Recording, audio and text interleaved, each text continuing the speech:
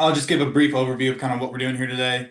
Uh, my name is Brett Krajewski. So I'm the VP of Research here at Accelerant, hosting a lot of these webinars. We try to do at least one a month. And speaking of, we do have a couple coming up. So on the 5th, so next week, we are hosting a watch party in our office at Accelerant. It'll be throughout the entire day. So those that are in the Charlotte or North Carolina, South Carolina area, feel free to stop by. And we'll be hosting that watch party in our offices. And then on the 11th of December, we're having a full day conference. So we've been doing these mini conferences with one guest speaker coming in and being able to share their expertise or area of knowledge. But then we also have our full day events that we try to do at least once a quarter. So that'll be coming up on December 11th as well. So two things to be on the watch out for. Again, if you are local, please stop by. We'll have the team there and we'd love to kind of do the Quant UX Con with you all. Obviously, today we have our 30th mini conference. For this one, the ground rules as always. We are at the mercy of tech. So Matt will be presenting today. And as we all know in research, things go wrong when we least want them to or need them to. So at the mercy of tech here. The other aspect is obviously be respectful. Feel free to engage in questions, comments. I'll also be filtering stuff from YouTube and Zoom and try to keep Matt up to date and up to speed with any questions you guys might have. And then finally, this is for networking, engaging, interacting. We do love to find experts within our industry and make sure that we give them that spotlight to talk about things that they're passionate about. And I think this is going to be one of those that are blending our world outside of research with the world of research and Matt's passions for both research and his personal life. But then network and engage with each other, right? It's meant to build a community, and be able to network and be able to kind of see where things could lead or what networks or what connections could lead outside of this. Um, but without further ado, I'll kind of throw it over to Matt. He'll do a brief little intro about what we're doing here. And then finally, you can find all of these within our Accelerant documents and on our website under the resources column for conferences. But I'll stop sharing my screen and let Matt kind of jump into what he's doing here today and give an explanation of what I'll be talking about.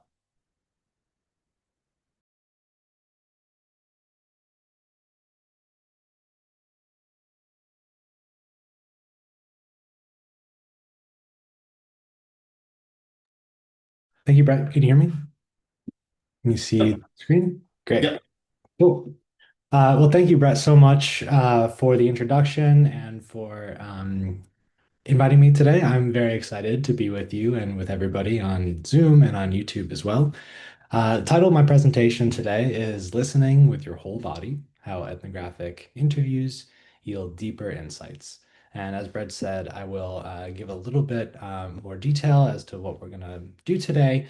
But before I get into that, Brett, I appreciate the framework of expertise mixed with personal experience and personal life.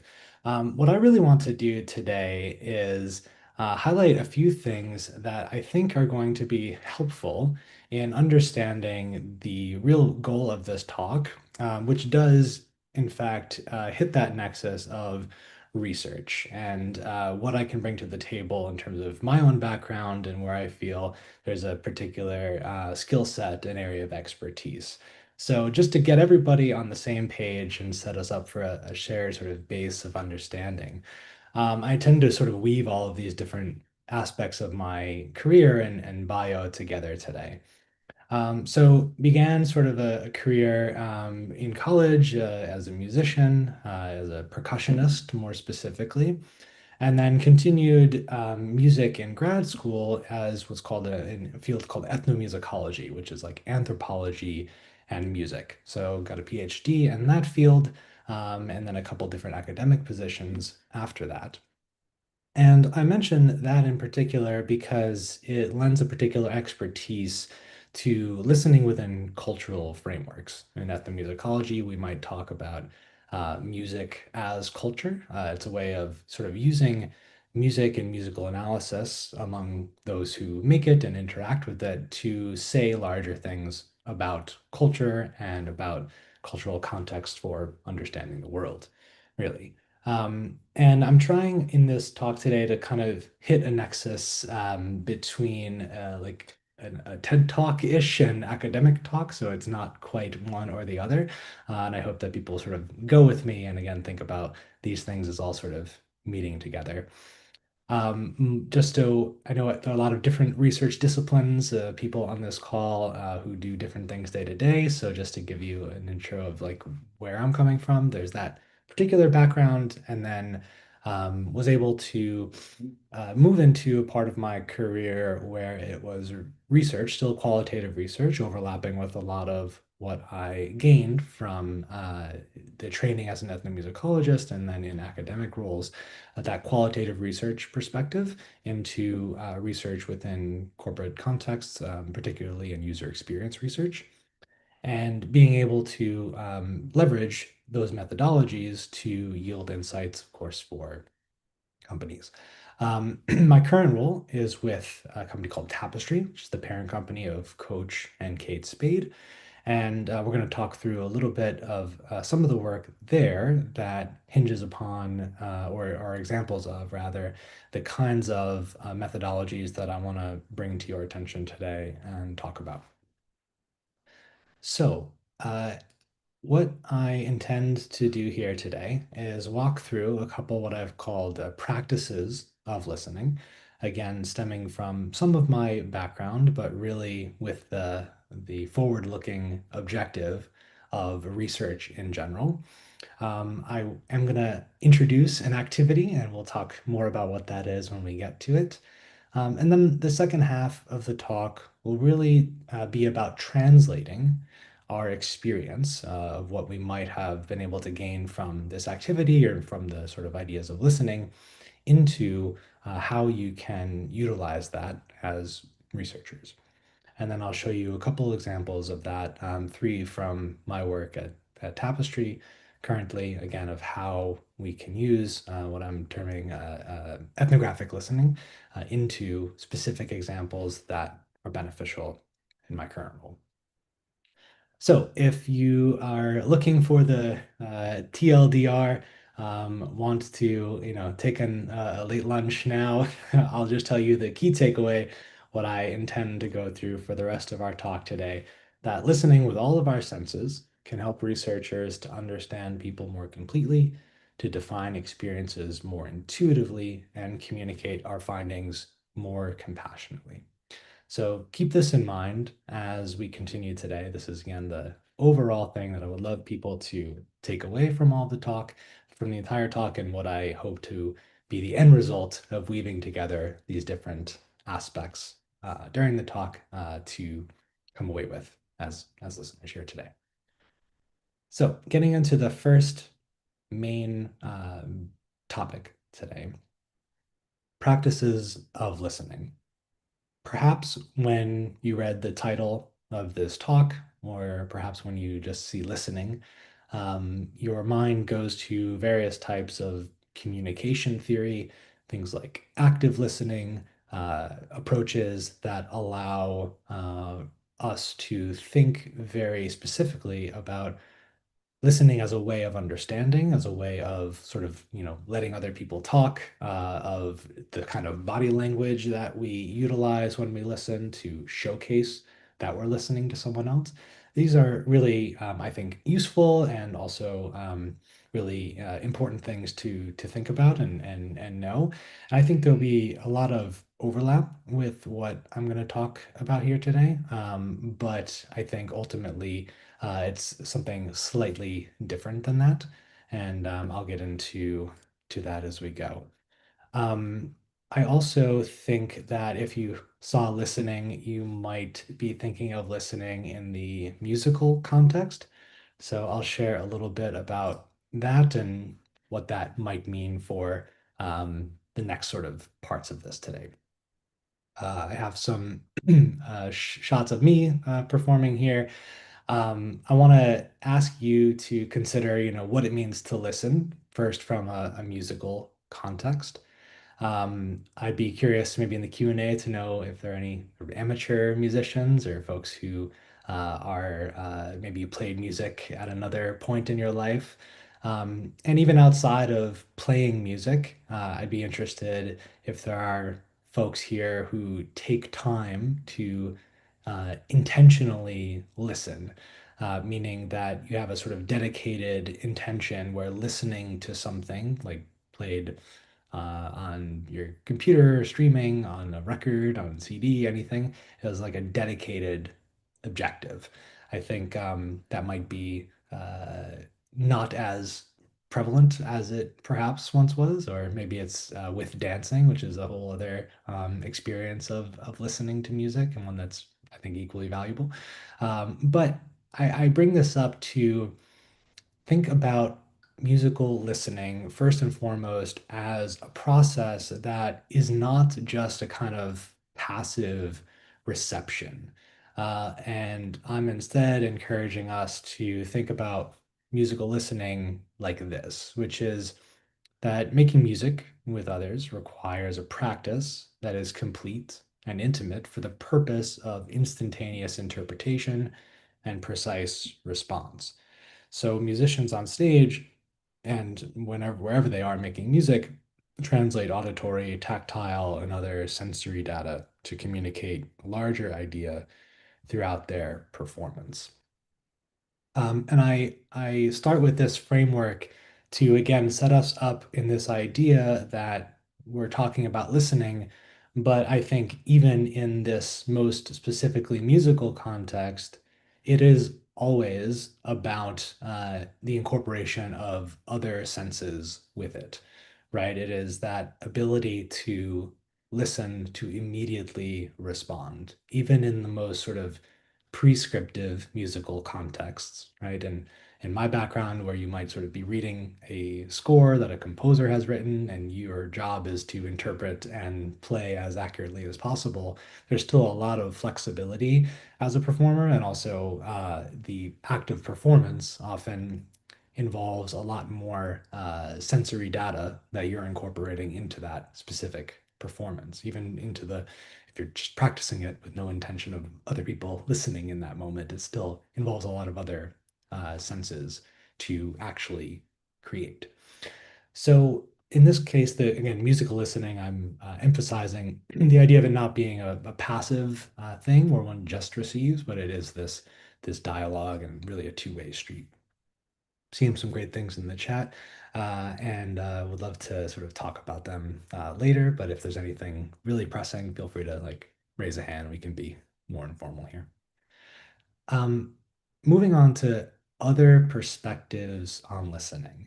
I find that this is really useful for us, again, as researchers, coming back to, we're going to get to like why this might be important for research, to again think of listening as something that goes beyond just, if we are in an interview context, for example, just taking the words of what someone is telling us. And so, a couple other perspectives and frameworks for listening as a way of translating experience. This Aboriginal teacher and leader, Miriam Rose Ungemer Bauman, talks about the practice of Dadri, which is an Aboriginal contemplative process of listening to one another as a research methodology and co-developed research model from the Noyu community. It is inner, deep listening and quiet, still awareness. And what I find evocative about this concept, this sort of framework, is that within the Aboriginal communities, Dadari is listening as a way of understanding not only the world around, but also there's, as it says here, this contemplative component. There's a component that is not purely auditory, but something that is listening to your body, listening to how you're feeling, listening to your own thoughts, but again, from a listening perspective as opposed to not just thinking perspective. So it's again this sort of cosmology that fuses those senses together, where thinking can be or listening can be overlaid upon thinking, where your listening encompasses thought. And I think, again, that's a really sort of evocative way of thinking about listening and how to do it. Another sort of way of another perspective on listening comes from composer R. Murray Schafer, who wrote here that the sensitive human being knows the environment is not merely what is seen or possessed, that a good tourist inspects the whole environment critically and aesthetically. He never merely sight sees, he hears, smells, tastes, and touches. And Schaefer was a composer, someone who deeply thought about sound and how we perceive it. And just as you can see in the quote here, he was also interested in the combination of listening with other senses. In fact, Schaefer wrote about the theories of listening that help to define our experience with particular places and environments. He talks in some of his writing about how sounds can structure where we live, even sort of using this term of sound mark, which is like a landmark, but is a key feature of a place, and again helps to define the social structure of that place. So it's not just about the landscape, but the soundscape as well. And that was actually the name of his book. So I put these here from musical listening to these other perspectives on listening to get us into this mindset of thinking about listening more critically, and of course, getting to this idea of ethnographic thinking and how we as researchers can utilize that in our work to hopefully yield better results of our research. Okay, here's the part that is perhaps a little bit atypical for a conference talk, conference talk, webinar. Um, as part of his theorization of sound in the environment, Schaefer explored this idea of a sound walk. And in short, it is a way of understanding a place through sound. And again, I know it's atypical for to ask anybody to do an activity. I promise I won't call on anyone to share, and I frankly won't even know if you do it or don't do it. But if you are interested and are interested in sort of exploring for yourself what this might feel like, here are the instructions, which is to pick a spot that's familiar to you, one that you can walk to and back in like 3 minutes total, really 2 to 3 minutes, but not more than 3 minutes. As you go, before you go, I'd like you just to pay attention to all of your senses. So, what do you hear? How do you move through the space? What do you touch? What else comes to your attention? And I had some sound to play some copyright-free music. Let's see if this works, Brett.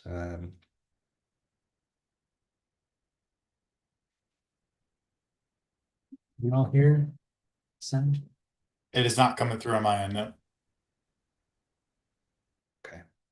Zoom wasn't letting me share the sound earlier specifically. So why don't I just, I will just come back in 2 minutes, 2.5 minutes, and we'll kick it off from there. I promise, even if you don't go on it, we'll still get a lot out of this, I think. So take a moment and we'll start Eastern time, 2:22 p.m. again.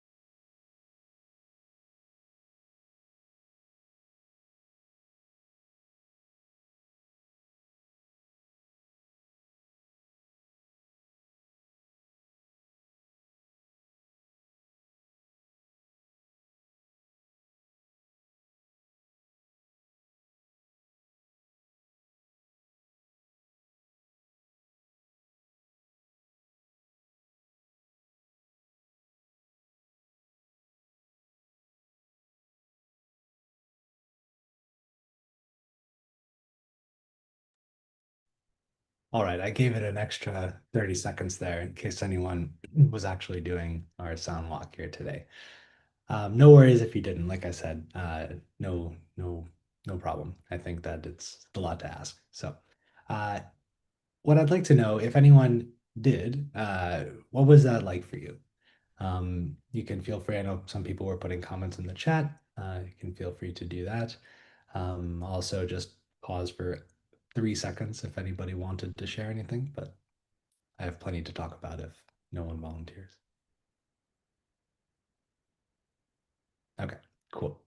So in this case, I think I'd like you to just silently kind of reflect on these questions. Again, we're gearing towards this idea of how can we take listening and be better at it, and again, listen with this kind of ethnographic mindset. Julie, I appreciate your comment there. Beautiful and frightening was on my back deck, seeing the flowers, and my dog got out. Oh no, I hope your dog is back safe and sound. But if I were sort of doing this, again, and with the intention of utilizing this as a research methodology, we might sort of go through some of these questions, right? Which is, what did you observe with each one of your senses? Again, kind of listing those things out. Which observations were expected, which were surprising, and again, how might you describe all of the elements of your specific sound walk? Because, of course, if everyone on this call did it, it would be unique to them, right? To whatever they were doing at that particular moment and wherever they are, right? I'll share a couple reflections on my own, which is walking from my apartment downstairs to the street level and out onto the sidewalk. It's filled with all kinds of interesting moments. I was struck by how the narrow hallways on this floor forced me into, I think, unnaturally straight lines and right angles as I walked from my apartment to the elevator. Noticed the subtle smells of neighbors cooking, the hum of HVAC system with two distinct pitches, one high of the sort of air blowing through, and one low of the mechanical system that operates it underneath. The elevator, subtle sort of ding, and the note of what floor we're on, and that it was going down. The quiet landing area that was interrupted by clanging iron weights of the gym nearby. My right sneaker was squeaking a little bit, and both of my shoes making subtle thumps against the stone floor of the lobby. And the bright natural light as I approached the sliding automatic doors of the front entrance. And then once the doors opened, here a cacophony of the four-laned traffic road that my building is on. The sounds of a vibrant city teeming with people going from one place to another. I'm in Toronto at the moment, and there's a lot of buzz for the World Series too. So a lot of people sort of out and about, and I think there's a lot of energy because of that as well. Um, I, I I think that again in this description, I'm trying to answer some of these questions of what is the pure observation, then qualifying those with, what was expected or surprising, and then trying to communicate that experience so that anyone here could understand what it was like for me. It's that kind of translating of experience that I think is the sort of ultimate methodological kind of end goal, or means to get at the end goal, rather. The goal of the sound walk in this call is to, again, understand the practice of listening. It takes that larger context and the environment more seriously, and one that is rich with important data points that we as researchers want to be able to learn how to capture and learn how to communicate to others. I have this interview stuck in my head from the time that I saw it, which is from with 20th century American composer John Cage, who talked about how every time he viewed a glass bottle of Coca-Cola, that he wanted to view it as new, and not like the thousands of other Coke bottles that he had seen in the past. And paraphrasing him a little bit, in this interview, he talked about how he wanted to see it as a new experience because it was new.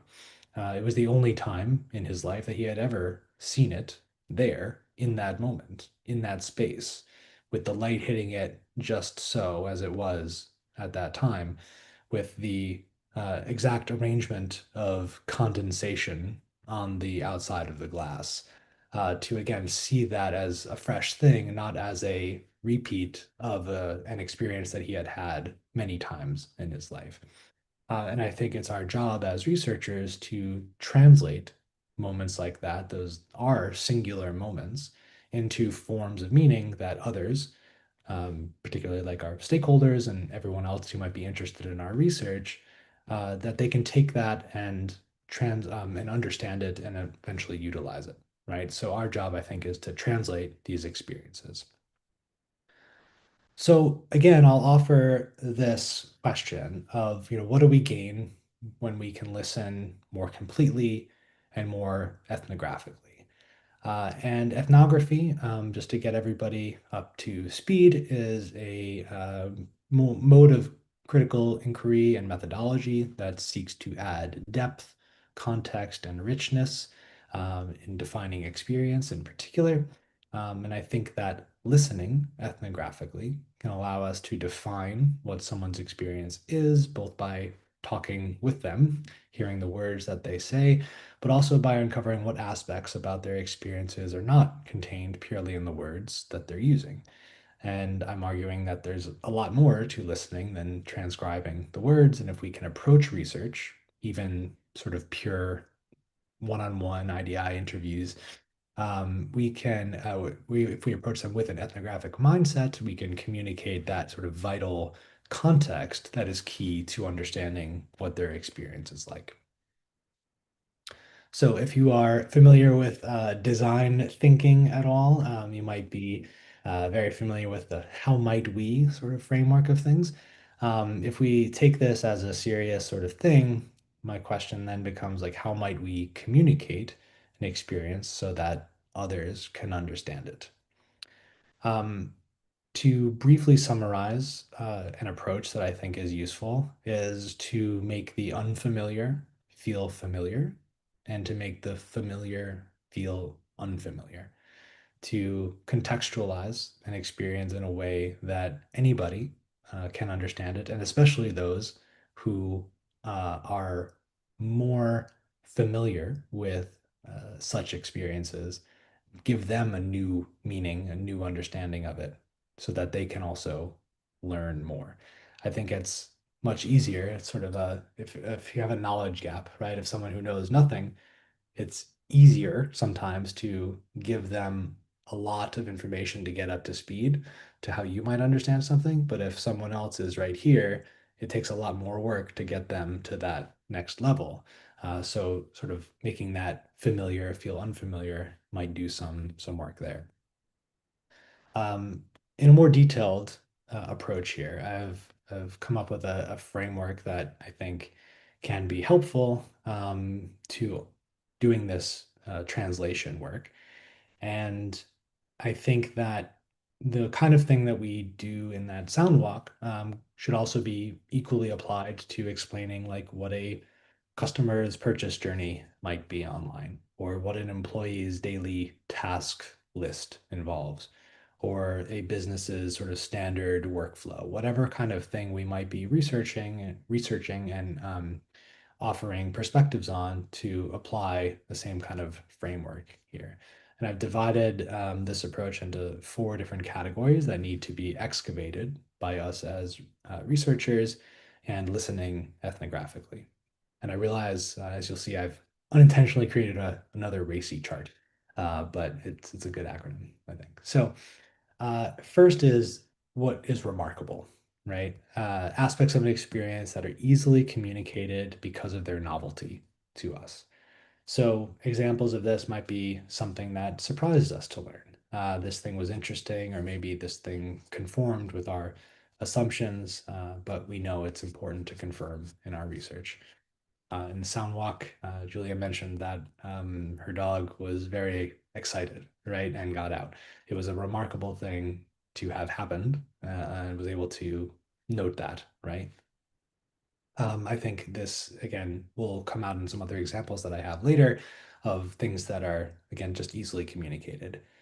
This is probably the easiest category to wrap our head around and one that we probably do all the time. The next category, as I think about it, is assumed aspects of an experience that we assume others know, and therefore we wrongly don't need to communicate. Example might be that we know customers experience X, Y, and Z, but we don't think to list it out as an assumption because it feels so obvious.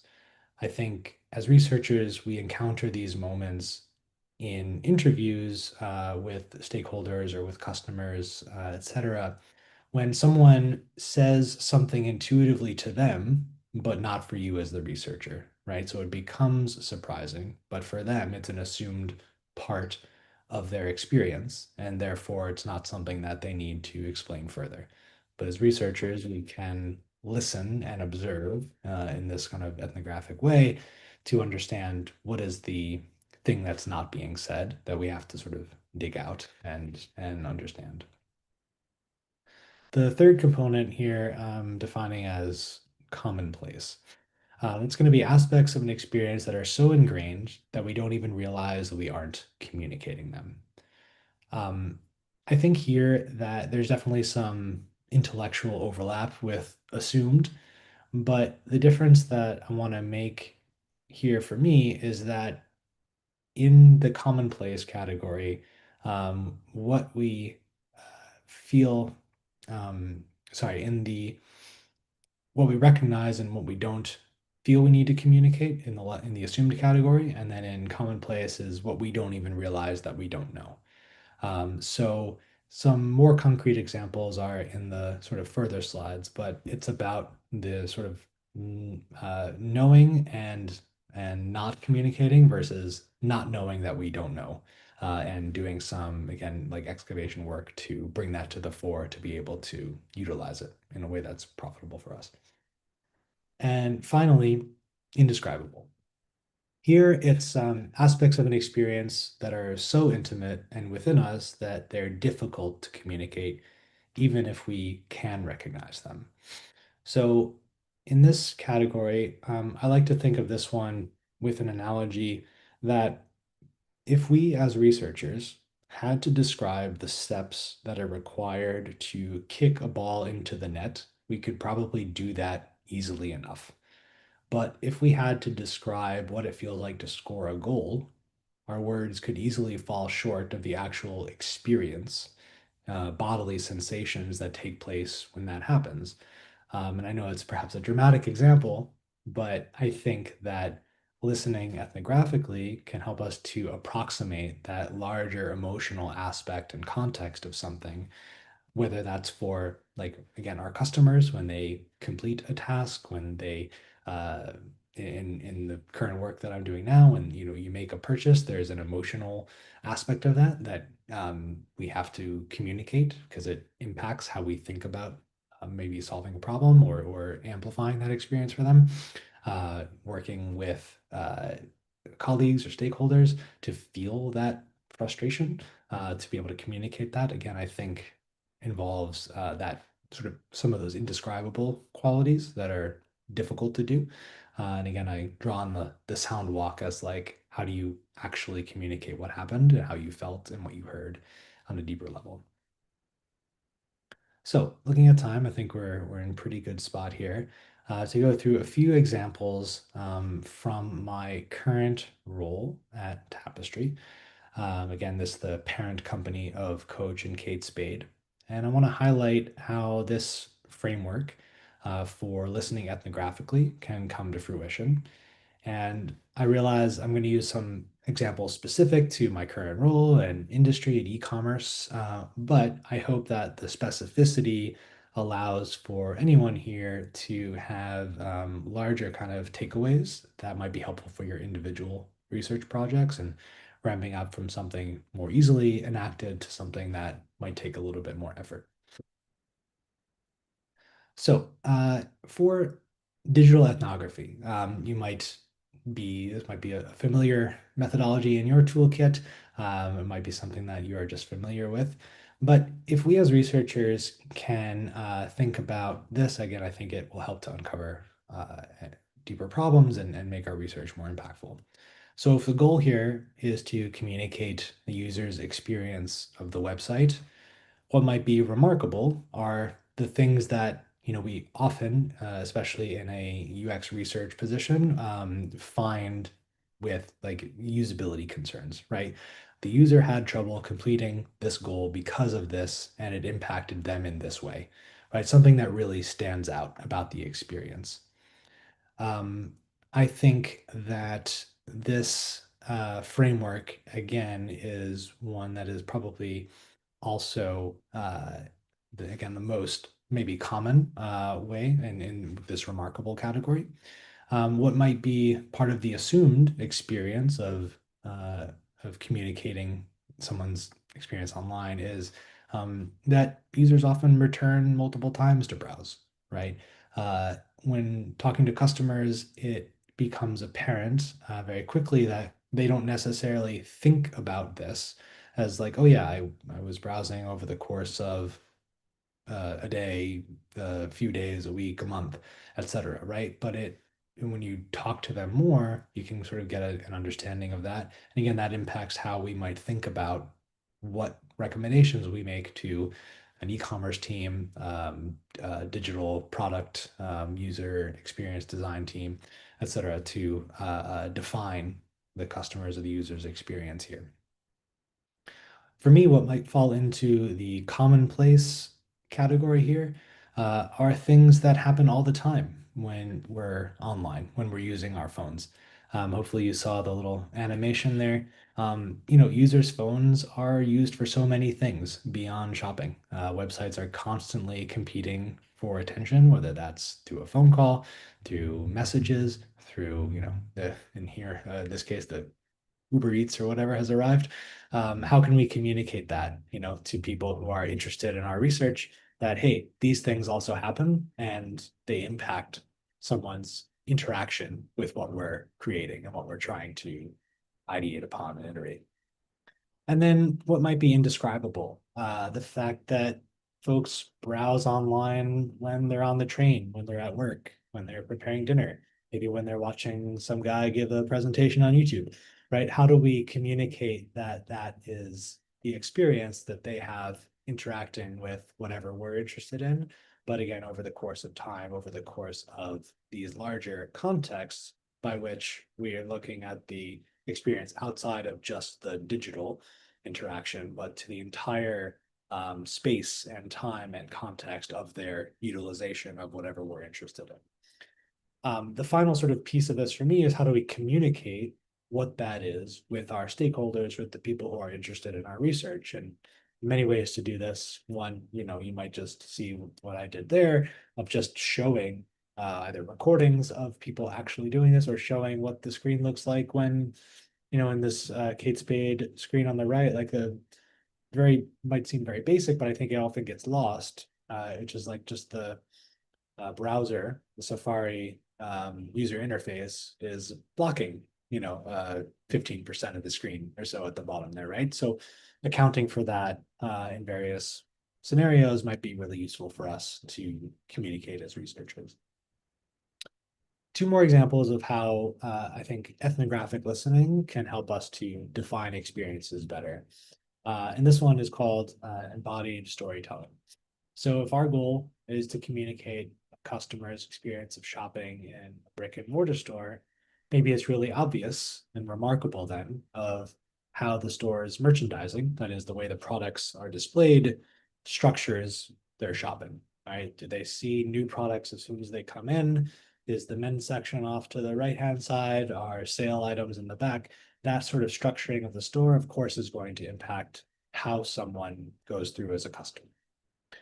What might be assumed that a customer is greeted when they come in, but also gets a quick overview of the store. We might not, if we were talking to a sales associate or to a customer, they might talk about what the greeting was, but not really think about it a whole lot, right? Welcome in. Our new stuff is up here. You might check out the men's section in the back. Let me know if you have any questions.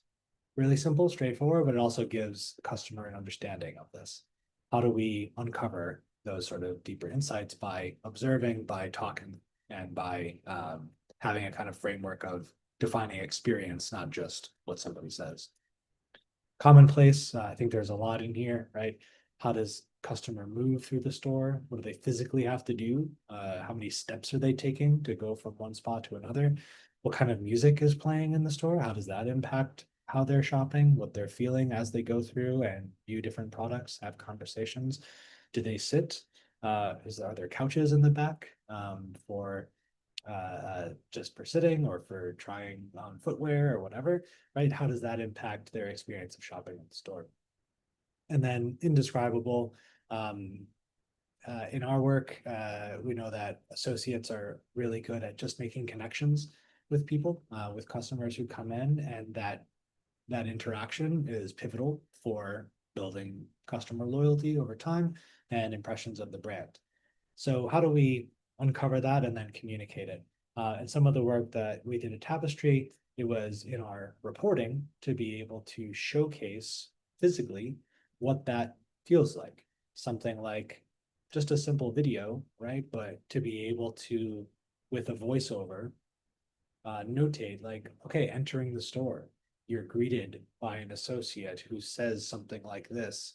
You see this, you have to walk around the front display in order to see the bag that you were looking at before, right? So how do we, again, as researchers, not only uncover, but then do the next step of communicating what that experience is like to be able to showcase it to our stakeholders? Finally, here today, I'll talk a little bit about immersive participation. So if our goal is communicate the sales associates' experience of solving customer problems, what becomes remarkable about that is might be that associates have remarkable techniques for helping customers. They have novel techniques for helping customers. We can define those, perhaps because we're going into it with fresh eyes, maybe as researchers. What might be assumed is that associates often help customers find things that they didn't know that they needed, right? They didn't imagine coming into the store and buying this type of bag in the case of Coach and Kate Spade, but they, through the associate's work, found something that is more suitable for them. What might be commonplace is that associates use all kinds of digital tools to help with customer-oriented tasks.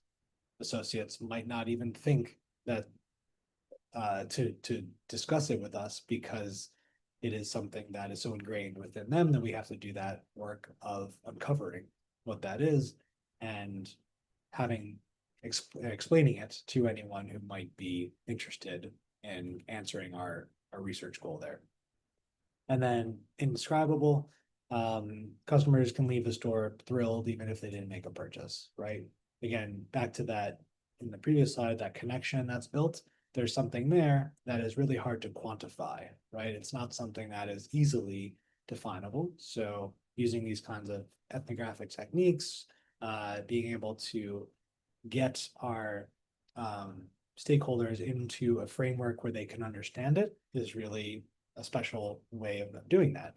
And what we did at Tapestry was invited our digital e-commerce teams for Coach, as well as our digital product and user experience teams into our office in New York, had them learn from our world-class store associates and be able to even do things like role play, right?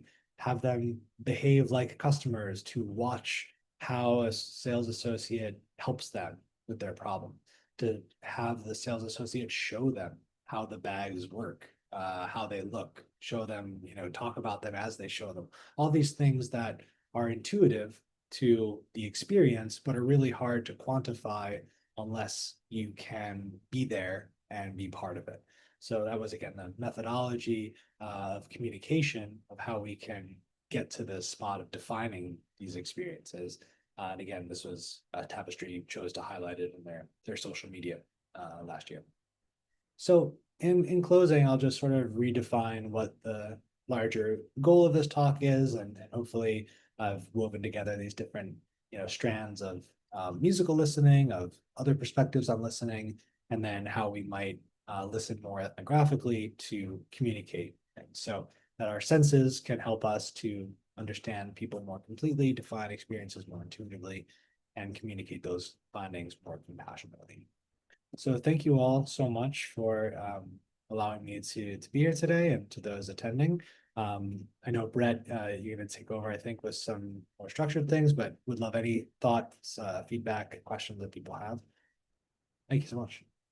Yeah, we'll open it into the chat for questions, and I'll also monitor on YouTube to see if anything's coming through.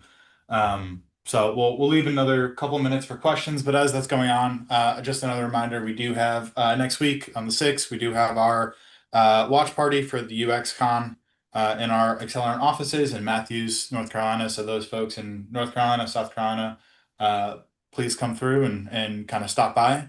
And then upcoming December conference as well. But Matt, appreciate the time. Appreciate the talk as well, and thanks very much for joining. Thank you all. Appreciate it. Awesome. It doesn't look like any questions, just a lot of super interesting thoughts and awesome job. I guess we do have one. Do stakeholders ever react poorly to being told obvious things? I guess that's less of a question than more of a rhetorical. We deal with it in the corporate world every day, right? I would agree. Awesome. Thanks for the time, Matt. Thanks for everyone that joined. Be on the lookout for additional kind of emails from us on different conferences and different topics that are coming up. Thanks very much. Appreciate it. Thanks, everyone. Take care.